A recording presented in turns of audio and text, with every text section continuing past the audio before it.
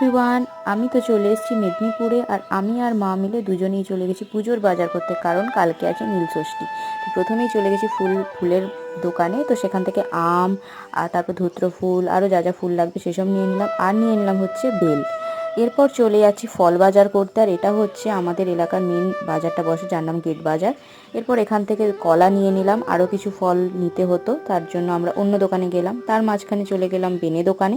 বেনে দোকানে যা যা লাগবে জল ঢালার জন্য, কর্পূর থেকে শুরু করে শিব পুজোয় যা যা লাগে সব নিয়ে নিলাম। আর ছিল হনুমান জয়ন্তী আজকে, তাই নিলাম জয় শ্রীরাম ধ্বজা। এরপর চলে এলাম হচ্ছে মিষ্টি দোকানে। মিষ্টি দোকানে কালকের জন্য কিছু মিষ্টি নিয়ে নিলাম। আর নিয়ে নিলাম হচ্ছে ডাব, যেটা দোকানদার ছাড়িয়ে দিল জল ঢালবো বলে। আর ওই দোকান থেকেই নিয়ে নিলাম শাঁখা আলু, রাঙা আলু, আর আরও কিছু সাথে নিয়েছিলাম। আর বাজারে যেহেতু কোথাও সেরকম দেশি শসা পাওয়া যাচ্ছিল না, এই মাসিরের কাছে ছিল, তাই নিয়ে নিলাম।